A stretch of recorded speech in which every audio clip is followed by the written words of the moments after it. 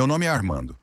Trabalho como coveiro há mais de 40 anos num cemitério pequeno, afastado, numa cidade do interior onde quase todo mundo se conhece. Já enterrei muita gente. Ricos, pobres, santos, pecadores, criança, velho, assassino, padre. A terra aqui não escolhe quem vai receber. Já vi de tudo. Gente que desmaia no velório, briga de família durante enterro, até corpo que caiu do caixão. Mas o que eu vou contar agora foi diferente. Não teve sangue espalhado, nem vulto andando por entre os túmulos. Foi pior. Foi silencioso. E até hoje me tira o sono. Era uma sexta-feira, começo do inverno. Final de tarde. A prefeitura me ligou pedindo para preparar uma cova rápida. Um corpo tinha sido liberado do hospital e seria enterrado como indigente, sem família, sem velório. Achei estranho porque normalmente esse tipo de enterro acontece de manhã, com calma. Mas disseram que era caso delicado e tinha que ser feito logo. Peguei minhas ferramentas, lanterna e fui até a ala dos esquecidos. Um pedaço isolado do cemitério, onde quase ninguém vai. Lá enterramos os que partem sem ninguém por eles. Alguns com plaquinhas improvisadas, outros nem isso. Cavei com raiva do frio que judiava das juntas. Levei quase 1 hora. Quando terminei, fui buscar o corpo no necrotério municipal. Era um homem jovem, deviam ter uns 20 e poucos anos. Magro, rosto calmo. A ficha dizia apenas desconhecido. Possível crise convulsiva. O nome era um mistério. Coloquei o corpo no carrinho e empurrei em silêncio pela estrada de terra que leva à parte velha do cemitério. Quando cheguei na beira da cova, aconteceu algo que me travou. O corpo se mexeu. Não muito. Um leve estremecimento no peito, como se tivesse soltado o último suspiro. Fiquei paralisado. Vi que a mão direita estava meio fechada, como se estivesse agarrando algo. Mas logo lembrei. É normal o corpo reagir horas após a morte. São espasmos musculares. Já vi antes. Coloquei o corpo na cova e comecei a cobrir. Foi quando percebi a pulseira. No pulso esquerdo, quase escondida pela manga do agasalho. Era uma tira de couro desbotado com letras gravadas à mão. Li com a lanterna. Catalepsia, em caso de aparente morte, não enterrar. Meus dedos gelaram. O coração quase parou. Voltei a olhar para o corpo. A pele estava fria, mas ainda tinha coloração.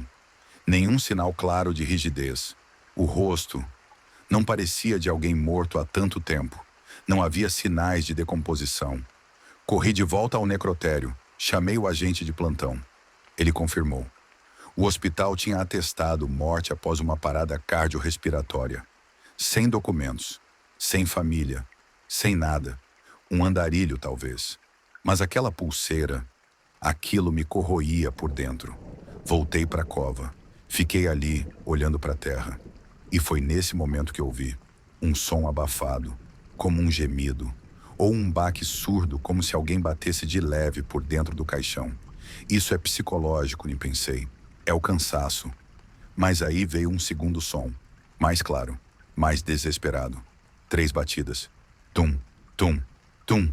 Meu sangue gelou. Me aproximei da cova com a lanterna tremendo. Ajoelhei, encostei o ouvido no chão. Tum, tum, tum. Não era imaginação. Alguém, ou alguma coisa, estava lá dentro. E estava viva. Gritei por ajuda. Vieram 3 colegas da prefeitura e em minutos estávamos cavando como loucos. A terra voava para os lados. Quando abrimos o caixão, lá estava ele. Os olhos escancarados. Boca aberta como se faltasse ar. A mão direita ensanguentada de tanto bater na tampa. Ele ainda respirava. Fraco, mas respirava. Foi levado para o hospital às pressas. Os médicos disseram que ele tinha entrado em estado de catalepsia profunda e foi declarado morto por erro. O corpo ainda mantinha funções mínimas, mas imperceptíveis. Se eu tivesse enterrado ele de vez... 2 dias depois descobrimos o nome dele. Elias. Tinha 24 anos. Era epilético e vivia sozinho desde que a mãe morreu. O vizinho ouviu barulhos no apartamento, chamou o resgate, mas ninguém soube do histórico de catalepsia. Foi dado como morto. Elias sobreviveu, mas ele nunca mais foi o mesmo. Fui visitá-lo 1 semana depois. Estava pálido, Não falava muito. Os olhos pareciam que olhavam através de mim. Ele me agradeceu por ter ouvido as batidas e disse uma coisa que carrego até hoje. Sabe o que é mais assustador, seu Armando? Não é ser enterrado vivo, é acordar dentro de um caixão e perceber que ninguém vai te ouvir. Depois disso, pedi à administração que qualquer corpo sem identificação passasse por verificação dupla. Implantei o protocolo de verificação de catalepsia e deixei um aviso colado na parede do necrotério. A morte nem sempre faz barulho. Escute antes de enterrar. Às vezes ainda sonho com aquela noite. A terra fofa, o baque abafado, o som de desespero sufocado pela madeira. Trabalhar com os mortos me ensinou muita coisa. Mas aquela noite me ensinou o mais importante. Nem todo morto está morto.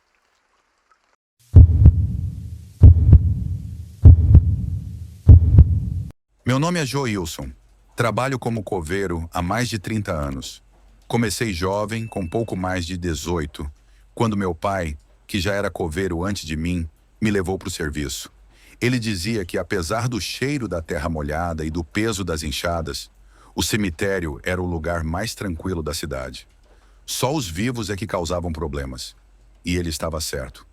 Com o tempo, fui aprendendo que o verdadeiro terror não vem dos mortos. O caso que vou contar aconteceu numa quinta-feira. Era outono e fazia um sol fraco, daqueles que mal aquecem a pele. Eu estava ajeitando umas lápides antigas quando o telefone da administração tocou. Era um enterro urgente. Homem de 52 anos, morto durante a madrugada. A família queria enterrar no mesmo dia, sem velório.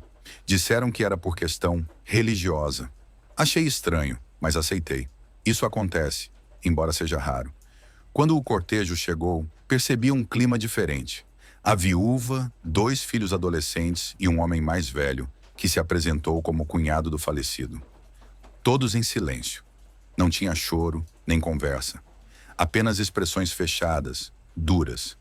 O caixão era simples, de madeira escura, e estava lacrado com fitas e pregos. O padre chegou, fez uma bênção rápida, e eles me pediram para começar logo. Durante todo o enterro, a família ficou afastada, impaciente. Mal jogamos a primeira camada de terra e já estavam indo embora. Não esperaram nem que a cova fosse fechada. Naquela mesma tarde, um policial civil apareceu no cemitério. Ele mostrou uma foto e perguntou se eu tinha enterrado aquele homem. Era ele, Adalberto Mendes, o mesmo nome que constava na documentação. O policial me contou que Adalberto era procurado por estelionato e lavagem de dinheiro. Tinha desviado mais de 3 milhões de reais de uma empresa de investimentos em Piracicaba. Estava foragido havia semanas. Segundo a polícia, uma denúncia anônima dizia que ele tinha simulado a própria morte. A polícia suspeitava, mas sem corpo, não podia fazer nada.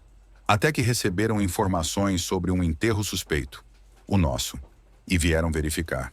Dias depois, uma ordem judicial autorizou a exumação do corpo. Participei do processo. Abrimos a cova e retiramos o caixão. Estava intacto. Quando abriram a tampa, o choque foi imediato. Dentro não havia corpo nenhum. Apenas sacos de areia, envoltos em plástico. Um boneco de cera com traços parecidos com os de Adalberto estava posicionado onde o rosto deveria estar. Era um boneco funerário, do tipo usado em homenagens antigas. Um truque grotesco, mas eficaz. A investigação mostrou que a família ajudou na fuga. A certidão de óbito era falsa. O médico que assinou não existia. A funerária que emitiu o caixão funcionava de maneira clandestina e já estava sendo investigada por envolvimento em fraudes. O que mais me chocou veio depois. O motivo por trás de tudo. Adalberto descobriu que a Polícia Federal estava prestes a bater na porta dele. O cerco estava fechando. Em pânico, planejou a própria morte com a ajuda da esposa. Vendeu alguns bens, converteu tudo em dólares e transferiu para contas internacionais. O plano era simples: desaparecer como morto e recomeçar a vida com uma nova identidade em outro país. O cunhado tinha contatos no exterior e ajudou com os documentos falsos. A família simulou luto, organizou o falso enterro e, ao mesmo tempo, ajudava Adalberto a fugir por rotas clandestinas. Segundo a investigação, ele foi visto pela última vez embarcando em um barco de pesca rumo ao Uruguai, 2 dias depois do enterro. A esposa e os filhos foram presos. O cunhado desapareceu. E Adalberto nunca mais foi encontrado. Depois disso, mudei minha forma de ver o que faço. Sempre encarei meu trabalho como algo sagrado, preparar a última morada de um ser humano. Mas esse caso me mostrou que até a morte pode ser manipulada, comprada, encenada. Nunca mais olhei para um caixão lacrado da mesma forma. Hoje, quando me perguntam se já vi algo assustador no cemitério, respondo que o mais assustador são os vivos. Porque os mortos descansam. Já os vivos fazem de tudo para escapar das consequências dos seus atos, até fingir a própria morte. O que está achando dos relatos? Inscreva-se em nosso canal, deixe seu like e compartilhe com outras pessoas. Agora vamos continuar com os relatos.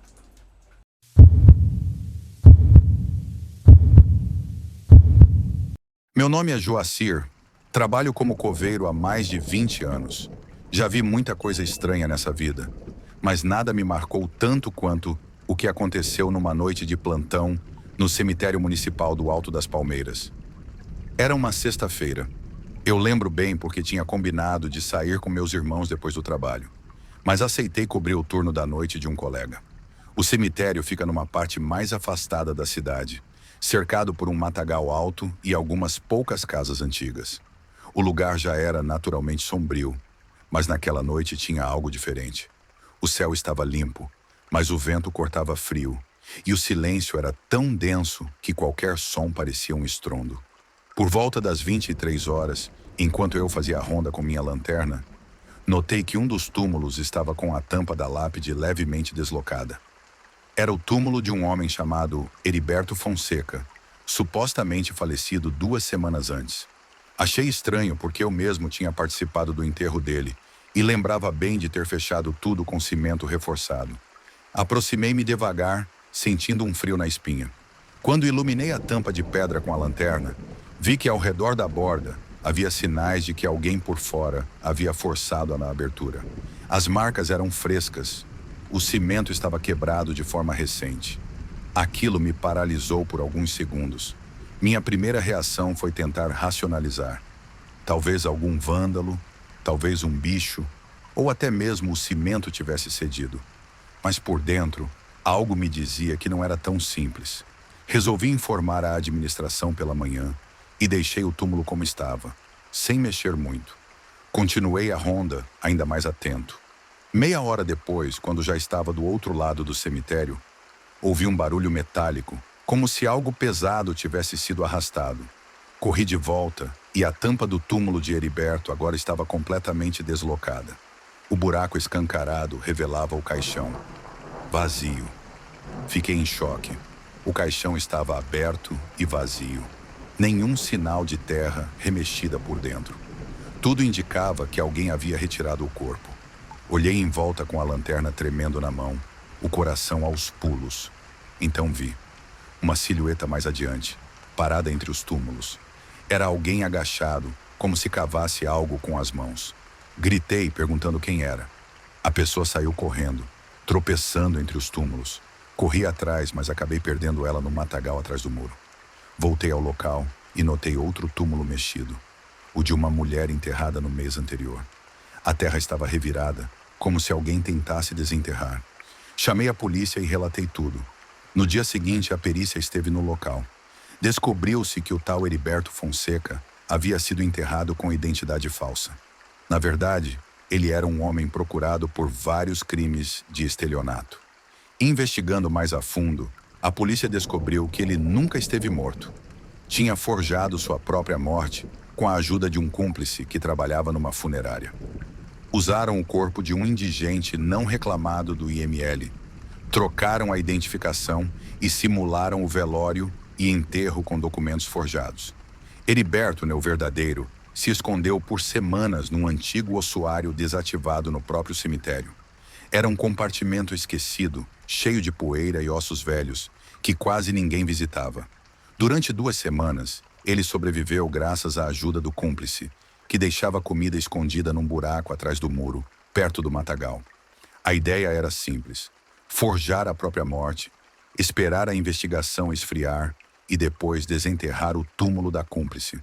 a mulher com quem dividia os golpes, que havia sido enterrada com um colar de diamantes legítimos.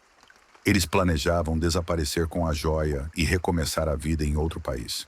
O problema é que o cúmplice morreu num acidente de moto 2 dias antes da data prevista para a fuga. Sem ajuda e começando a passar fome, Heriberto decidiu agir sozinho. Naquela noite, ele retirou o cadáver falso do caixão para não levantar suspeitas e tentou abrir o túmulo da cúmplice para recuperar o colar. Foi aí que eu o flagrei. A polícia o encontrou escondido entre os fundos do cemitério e o ossuário, já desidratado, febril e visivelmente perturbado. Ele confessou tudo no interrogatório. Contou como usou a própria inteligência para enganar a morte e até o sistema, mas acabou caindo pela ganância e pela solidão. Aquela noite mudou minha percepção sobre o que é realmente assustador. Sempre imaginei que os túmulos escondessem apenas os mortos, mas descobri que os vivos, com suas mentiras, trapaças e desespero, podem ser muito mais perigosos. Desde então, cada vez que vejo uma lápide recém-cimentada, me pergunto: será que quem está lá dentro é mesmo quem dizem que é? Porque no fim das contas, o terror verdadeiro não vem dos mortos. Vem daqueles que fazem de tudo para escapar da justiça, mesmo que isso signifique se enterrar com as próprias mãos.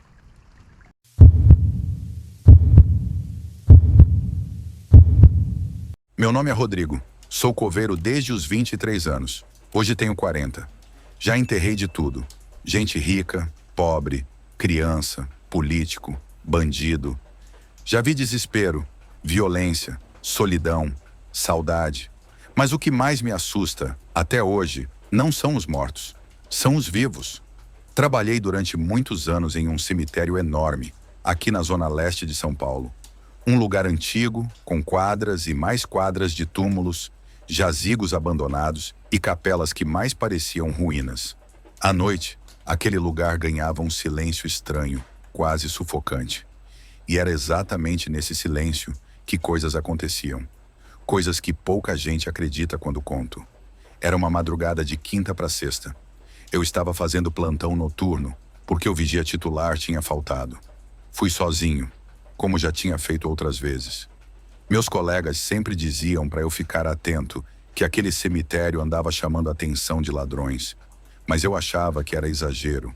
Afinal, quem teria coragem de invadir um cemitério à noite? Descobri do pior jeito.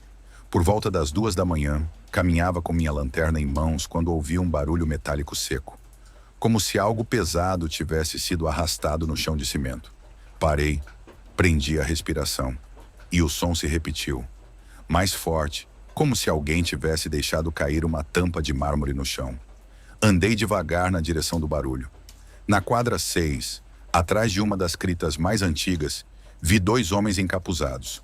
Um deles carregava uma mochila grande. O outro forçava a entrada de um jazigo. Eles estavam tentando arrombar um túmulo. Na hora, meu instinto foi gritar: "Ei, quem tá aí?" A lanterna iluminou os 2. O que estava de mochila correu, sumindo no escuro. O outro não correu. Ele me encarou por um segundo e puxou algo da cintura. Achei que fosse uma ferramenta. Era uma faca grande. Não pensei. Corri. Só que correr entre túmulos não é simples. Quase tropecei 2 vezes, e o chão ali é irregular, cheio de raízes. Atrás de mim, eu só ouvia os passos dele ficando mais próximos. E o pior, ele não falava. Nem um grito, nem uma ameaça. Só corria, como um animal caçando. Consegui me esconder entre 2 mausoléus. Fiquei encolhido ali, no escuro, segurando a respiração como se minha vida dependesse disso. E dependia. O silêncio era total, mas eu sabia que ele ainda estava ali. Sentia. Minutos depois, ou talvez tenha sido mais, perdi a noção do tempo. Ouvi passos se afastando. Achei que ele tivesse desistido. Saí devagar do esconderijo, tentando voltar para a entrada onde ficava meu celular. Quando passei pelo pátio da Capela Velha, senti uma dor aguda no ombro. Ele me atingiu por trás com alguma coisa. Caí no chão e a faca apareceu no meu campo de visão. Foi nesse momento que pensei: é assim que vou morrer, no meio dos mortos. Lutei, com tudo o que tinha. Consegui me desvencilhar, Chutei ele com força e saí correndo. Sangrava, mas não podia parar. Atravessei os portões aos berros, justo quando uma viatura da GCM passava na rua. Sorte, milagre. Não sei o que foi. A polícia entrou comigo. Vasculharam o lugar. Pegaram o cara escondido dentro de um jazigo abandonado. O outro, que tinha fugido, foi preso alguns dias depois, com a mochila cheia de peças roubadas. Crucifixos de bronze, argolas de jazigos, estátuas de anjos e até dentes de ouro arrancados de cadáveres em decomposição. Descobriram que eles faziam parte de uma quadrilha que invadia cemitérios de madrugada em busca de objetos valiosos. Já tinham feito isso em outros bairros, mas naquela noite fui eu quem cruzou o caminho deles e quase paguei com a vida. Depois disso, não consegui mais trabalhar à noite. Tive pesadelos por meses. Sonhava com a respiração dele no meu cangote, com os olhos dele brilhando na escuridão. E, principalmente, com a ideia de que eu podia ter morrido ali, no meio do silêncio, cercado por cruzes e túmulos, e que ninguém ia saber até de manhã. Hoje trabalho em outro cemitério, só durante o dia. Às vezes me perguntam se eu tenho medo de fantasma. Eu rio, porque se tem uma coisa que aprendi nesses anos todos de cova aberta, é que morto não faz mal para ninguém. Mas os vivos, esses sim são aterrorizantes. E muitos deles se escondem onde ninguém ousa olhar, entre os mortos.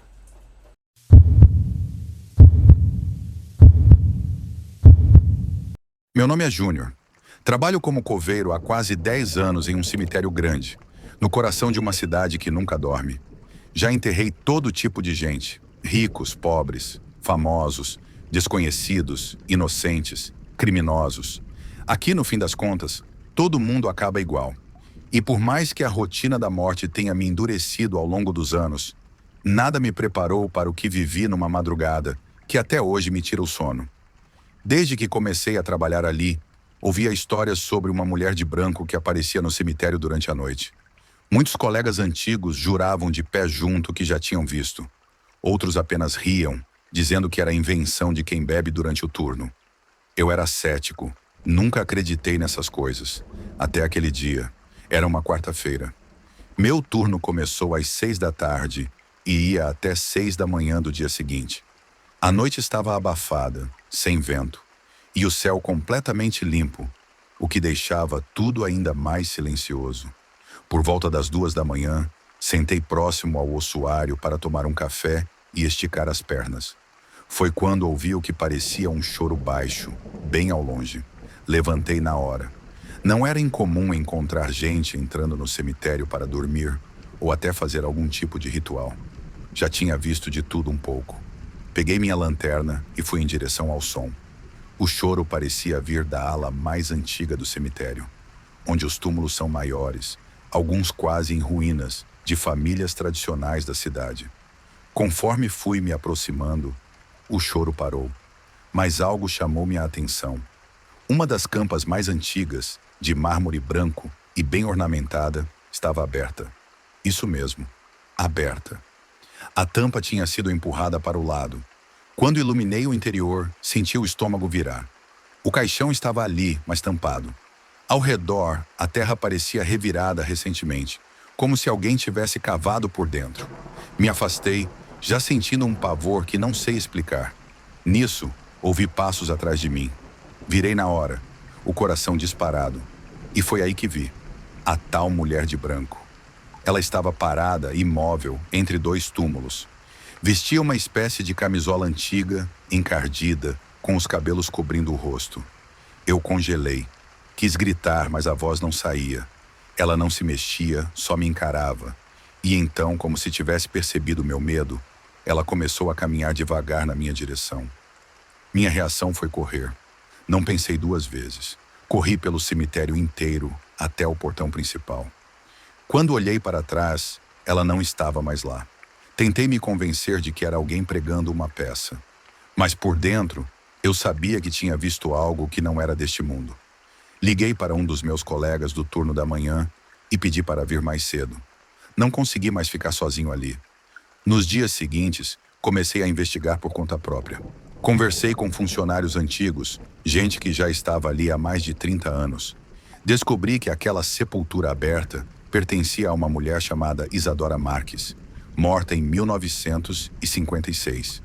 Diziam que ela havia se suicidado após descobrir que o noivo tinha se casado com sua irmã. A história virou lenda e muitos diziam que ela nunca teve paz. O mais estranho é que, ao consultarem os registros, viram que o túmulo havia sido violado algumas vezes no passado, mas ninguém nunca foi pego. Com o tempo, descobri que vários colegas já tinham visto a mesma figura. Uma mulher de branco, sempre à noite, sempre por volta das 2 ou 3 da madrugada. Todos descreviam do mesmo jeito. Cabelos no rosto, vestido antigo, silêncio profundo. Depois daquela noite, nunca mais fui o mesmo. Continuo trabalhando no mesmo cemitério, mas evito ao máximo andar sozinho durante a madrugada. Alguns dizem que o que vi foi fruto da mente cansada. Pode até ser. Mas quem já trabalhou com a morte por tanto tempo sabe que há coisas que não se explicam. E algumas presenças não descansam nunca. Até hoje, quando passo perto do túmulo da Isadora, sinto o mesmo calafrio daquela madrugada. Como se, em algum lugar entre o mundo dos vivos e o dos mortos, ela ainda estivesse esperando por algo, ou por alguém.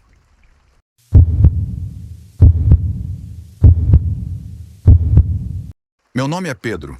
Trabalho como coveiro há mais de 15 anos em um cemitério antigo e isolado no interior de Minas Gerais.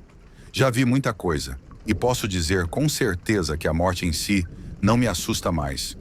O que realmente me amedronta é o que algumas pessoas vivas são capazes de fazer. E é disso que vou falar agora. Tudo aconteceu numa tarde de quinta-feira, no começo do inverno. O clima estava seco e o cemitério mais vazio do que o normal. Eu estava no setor 3, o mais isolado e antigo do cemitério. Essa área fica perto de um muro que dá para uma mata fechada, longe dos outros setores, e é onde ficam os túmulos mais antigos e esquecidos. Estava ali, fazendo meu trabalho diário, limpando uma sepultura coberta de mato, quando ouvi um barulho estranho. Era como o som de ferro batendo em pedra, um som abafado, mas bem claro. No começo não dei muita importância. Achava que poderia ser algum colega que entrou sem avisar ou, quem sabe, algum daqueles malucos que aparece para fazer ritual. Coisa que já aconteceu várias vezes. Peguei a lanterna, mesmo com o dia claro, e fui investigar. Fui até o canto do muro, onde o barulho parecia vir, e então percebi que a origem estava dentro de um túmulo. Isso já me deixou mais alerta, mas o que eu encontrei ali foi algo que eu nunca imaginei. O túmulo era de Genivaldo Dias, um homem que tinha morrido 2 dias antes, vítima de um infarto fulminante. A terra ao redor estava mexida, com sinais de que alguém havia cavado com pressa. O caixão estava semi-aberto. Quando me aproximei, a cena me deixou sem palavras. O corpo de Genivaldo havia sido violado. A aliança estava fora do dedo. O relógio caro que ele usava estava desaparecido e até o terno estava mexido. Fiquei nauseado, como se o próprio respeito pelos mortos tivesse sido rasgado diante de meus olhos. Não era a primeira vez que ouvia falar de túmulos violados por ladrões de objetos de valor. Eu sabia que tinha que chamar a polícia. Não demorei, liguei para eles e, enquanto esperava, fiquei vigiando o local, tentando entender quem poderia ter feito aquilo. Olhei ao redor e foi então que notei algo ainda mais perturbador. Pegadas frescas na terra, pegadas grandes como de um homem com botas. As marcas levavam em direção à mata, atrás do muro. A sensação de estar sendo observado tomou conta de mim, mas eu precisava esperar a polícia chegar. Quando eles finalmente chegaram, fizemos uma busca na área e, para minha surpresa, encontramos mais 3 túmulos violados, todos com objetos de valor roubados. Todos os corpos tinham sido enterrados recentemente e todos estavam sem os objetos que os familiares tinham colocado com eles. Era óbvio, alguém estava vigiando os enterros, esperando a noite para retornar e saquear os corpos. Uma semana depois, a polícia prendeu o responsável. Era um ex-funcionário de uma funerária local. Ele conhecia bem o cemitério e sabia quem estava sendo enterrado, especialmente aqueles que tinham dinheiro ou joias. Ele aproveitava essa escuridão da madrugada, pulava o muro e fazia o que chamava de limpeza nos túmulos. Tinha um quartinho nos fundos de uma casa abandonada onde guardava os objetos roubados. A polícia encontrou lá até o relógio de Genivaldo. A prisão trouxe um certo alívio, mas o que aconteceu depois me fez pensar que no cemitério o pior ainda estava por vir. No dia em que o criminoso foi preso, eu estava de volta ao setor 3, tentando reparar os túmulos violados. Passei boa parte da tarde trabalhando sozinho, tapando os buracos, arrumando o que dava, e quando terminei, estava prestes a ir embora. O cemitério estava em silêncio, como sempre, mas aquele dia o silêncio parecia ainda mais denso, como se algo estivesse à espreita. Foi então que eu ouvi um som baixo e abafado, mas inconfundível. A tampa de um caixão se fechando sozinha. Eu congelei. O vento havia parado, o mundo ao meu redor ficou em um silêncio absoluto, como se tudo tivesse parado para me observar. Eu fiquei ali, imóvel, tentando entender o que tinha acontecido. O barulho vinha do túmulo de Genivaldo. Eu me aproximei devagar, a sensação de medo crescendo em cada passo que eu dava. Mas quando cheguei lá, tudo estava igual. O caixão estava intacto, mas algo me fez olhar para o lado. Foi quando o cesto, entre as árvores, parado, me observando. Era um homem, usando um terno escuro como se fosse uma roupa de velório, mas descalço. Ele não se movia, apenas me olhava fixamente. Eu pisquei e quando abri os olhos, ele já tinha desaparecido. Não corri atrás, não gritei. Eu fiquei paralisado, sem saber o que fazer. A sensação de que o cemitério guardava algo além do que os olhos podiam ver me consumiu. Nunca contei isso para ninguém, nem para minha esposa. Desde aquele dia, evito trabalhar no setor 3 sozinho. Toda vez que vejo algum enterro que envolva objetos de valor, anoto os detalhes e faço questão de avisar a família. Porque sei que, por mais que a gente feche a cova, o pior pode acontecer depois que o túmulo é fechado.